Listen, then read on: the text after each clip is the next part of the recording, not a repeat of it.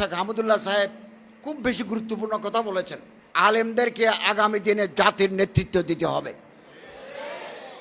কারো বিরুদ্ধে করব না, অন্তরকে বড় করুন, অন্তর বড়। কেবল নিজের মসলক, কেবল নিজের মাযহাব, কেবল নিজের পীর, কেবল নিজের দল। What is this?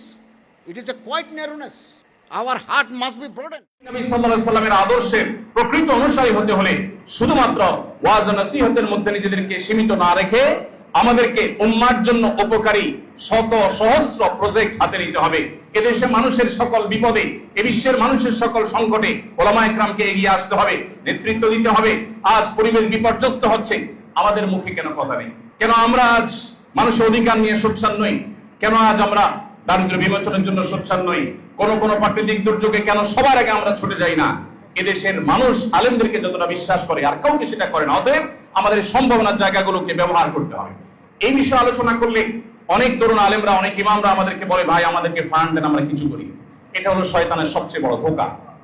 কেউ যদি মানব সেবা করতে চায় এবং সে যদি মনে করে তহবিলটা আমার সবকিছুর আগে প্রয়োজন, তাহলে মানব সেবার অর্থই সে বুঝে নেই। আমি বিশ্বাস করি মানব সেবা করার জন্য শুধু মানসিকতার প্রয়োজন, মানব সেবার জন্য অর্থের প্রয়োজন ততটা নাই। আপনি শুরু করেন। আপনি একজন মসজিদের ইমাম হিসেবে যখন দায়িত্ব পালন করবেন, আপনার এলাকার সমস্ত ময়লা আবর্জনা পরিষ্কার করে তরুণদের জন্য নানামুখী উদ্যোগ নিয়ে আপনি এমন সব কাজ করতে পারেন যে কাজগুলোর জন্য আসলে অর্থের কোনো প্রয়োজন নেই, তহবিলের কোনো প্রয়োজন নেই। শত সহস্র ফ্যামিলি ভেঙে খান হয়ে যাচ্ছে, ঘরে ঘরে দাম্পত্য কলহ শুরু হয়ে গেছে। আমরা শুধুমাত্র ফতোয়া দিচ্ছি, তালাক হয়ে গেছে। আমরা দুটি পরিবারকে, দুটি স্বামী স্ত্রীর মধ্যে, একটি দম্পতির মধ্যে সম্পর্ককে জোড়া লাগাবার জন্য উদ্যোগ কয়জন নিয়েছে? কয়জন মসজিদের ইমাম বলতে পারবেন যে আমি আমার মসজিদ মহল্লার সমস্ত মানুষদেরকে বলে রেখেছি, আপনাদের কারো স্বামী স্ত্রীর মধ্যে, বউ শাশুড়ির মধ্যে মনোমালিন্য তৈরি হলে, ভাই বোনের মধ্যে ঝামেলা তৈরি হলে আমাকে ডাকবেন। শতভাগ গোপনীয়তা রক্ষা করে আমানতদারিতার সাথে আমি আপনাদের মীমাংসার জন্য উদ্যোগ নেব, তার জন্য প্রয়োজনীয় প্রশিক্ষণ গ্রহণ করব। কয়জন আলেম আছে ভাইরা আমার? ওলামা ইকরাম যদি উদ্যোগ নেন, তাহলে আজ আমাদের ধ্বংস হতে যাওয়া পরিবার ব্যবস্থাপনা, এটাকে আবারও আমরা পুনরুদ্ধার করতে পারবো। অতএব মানব সেবার মানে শুধুমাত্র তহবিল ভিত্তিক, ফান্ড ভিত্তিক বিভিন্ন কার্যক্রম পরিচালনা করা নয়। মতবিরোধ এটা আমাদের স্বভাবজাত একটি বিষয়। ওয়াকানাল ইনসানু আকসারা শাইইন জাদালা। যত জন তত মত হবে, এটি খুবই স্বাভাবিক একটি ব্যাপার। কিন্তু আজ মতবিরোধপূর্ণ বিষয়গুলোকে আমরা অনেকে বড় করে দেখি। আমি আশা করব সেগুলোকে খুব ছোট করে দেখে আমরা মতবিরোধকে মিনিমাইজ করা, সেগুলোকে কমিয়ে আনার চেষ্টা করব।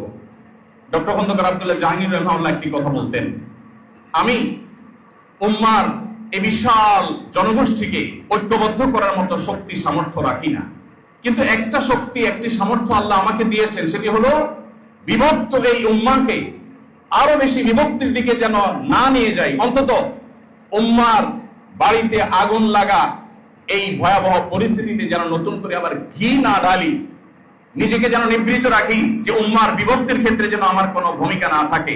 এই চেষ্টাটুকু অন্তত আমরা করতে পারি। আমরা পজিটিভ ওয়েতে অনেক কাজ করতে পারি। কে কি করছে তার জন্য আল্লাহর কাছে জবাবদিহিতা আমার নাই, আমি কি করছি সেটার জন্য জবাবদিহিতা আছে। অতএব মানুষের পিছনে না পড়ে আমি নিজেকে ডেভেলপ করার জন্য যদি কাজ করে যাই, ইনশাআল্লাহ আমরা ইনশাআল্লাহ যুগের চ্যালেঞ্জকে মোকাবেলার জন্য উপযুক্ত হয়ে উঠতে পারবো। ওলামা ইকরামের দিকে চেয়ে আজ গোটা দেশের মানুষ, আলেম সমাজকে সাধারণ মানুষ যতটা বিশ্বাস করে, যতটা আস্থা এদেশের আলেম সমাজের প্রতি আছে, অন্য কোন শ্রেণীর মানুষের প্রতি এতটা আস্থা এদেশে আছে বলে আমি মনে করি না। এবং আমার বিশ্বাস যে ওলামা ইকরাম যদি সাধারণ মানুষের আস্থা, গ্রহণযোগ্যতা, নির্ভরতার এই পজিটিভ দিকটাকে সামনে রেখে যদি তারা যুগের চ্যালেঞ্জ মোকাবেলার উপযোগী করে নিজেদেরকে গড়ে তুলতে পারেন, তাহলে ইনশাআল্লাহ বাংলাদেশের চেহারা বদলাতে খুব বেশি সময়ের প্রয়োজন হবে না। যুগের চ্যালেঞ্জ মোকাবেলায় উপযোগী এবং এই সমাজের জন্য সত্যিকারের নাফে এবং মুফিদ তথা উপকারী আলেম হিসেবে নিজেকে গড়ে তুলতে হলে কয়েকটি বিষয় আমাদের খেয়াল করা দরকার। সর্বপ্রথম যে বিষয়টি বলতে চাই সেটি হলো আমাদের নিয়তগুলো বিশুদ্ধ করা দরকার। আমরা কেন আলেম হতে এসেছি? যারা মাদ্রাসায় ভর্তি হয়েছেন, অনেকেই আছেন নিজের ইচ্ছায় মাদ্রাসায় আসেন, বাবা মায়ের ইচ্ছায় অনেক মাদ্রাসার ছাত্ররা মাদ্রাসায় এসেছেন। আপনার বাবা চেয়েছেন আপনাকে হাফেজ বানাবেন, মা মানত করেছেন আলেম বানাবেন। মায়ের মানত পুরা, বাবার স্বপ্ন পূরণ করা, এগুলোর জন্য অনেকে মাদ্রাসায় এসেছে। মাদ্রাসায় এসে তিনি কি করতে চান সে উদ্দেশ্যটা আমাদের অনেকের কাছে পরিষ্কার না। অনেকেই যখন আলেম হওয়ার কাছাকাছি পর্যায়ে পৌঁছে যান, মাদ্রাসা শিক্ষা সমাপনের দিকে এগিয়ে যান, তখন অনেক মাদ্রাসার ছাত্ররা তাদের হীন স্বার্থগুলো বড় হয়ে আসে তাদের সামনে। তারা মনে করে যে এই সমাজে আমার রুটি রুজির ব্যবস্থা করার একটা মাধ্যম হয়তো বা আমার এই আলেম হওয়া। এই হীনমন্যতা, এই নিচু চিন্তা থেকে বের হয়ে এসে আমরা যদি উন্নত চিন্তা ধারণ করতে পারি যে আল্লাহ তাআলা আমার রিজিক দাতা, আমি আমার জাতিকে যে আল্লাহর রাজ্জাক হওয়ার প্রতি ঈমান আনয়ন করার, পরিপূর্ণ দৃঢ় বিশ্বাস ধারণ করবার যে দাওয়াত আমি দিব, সেই দাওয়াত যদি আমার নিজেকেই আমি নিজে দিতে না পারি, আমি নিজেই যদি সেই বিশ্বাস আমার মধ্যে বদ্ধমূল করতে না পারি, আর সামান্য একটু আমার পেট পালা, সামান্য একটু ভালো থাকা, সামান্য একটু টাকা পয়সা উপার্জন করাটাকে যদি আমার মাদ্রাসা শিক্ষার মূল উদ্দেশ্য হিসাবে আমি স্থির করি, এটা হবে সবচেয়ে দুর্ভাগ্যজনক অধ্যায়।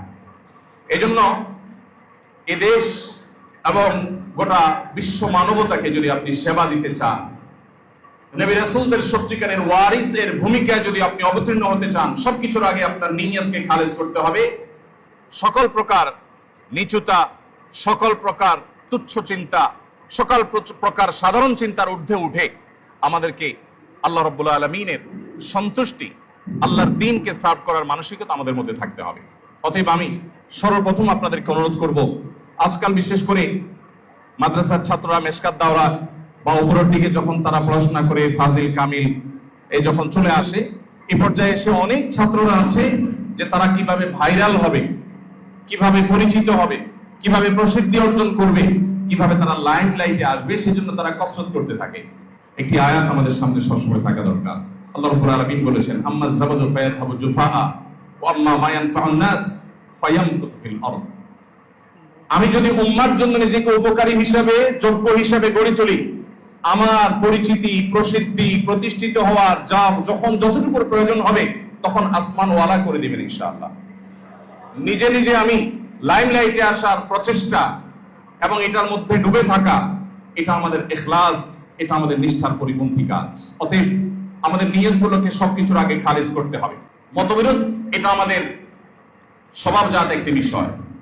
ওয়াকানাল ইনসানু আকসারা শাইইন জাদালা, যত জন তত মত হবে, এটি খুবই স্বাভাবিক একটি ব্যাপার। কিন্তু আজ মতবিরোধপূর্ণ বিষয়গুলোকে আমরা অনেকে বড় করে দেখি।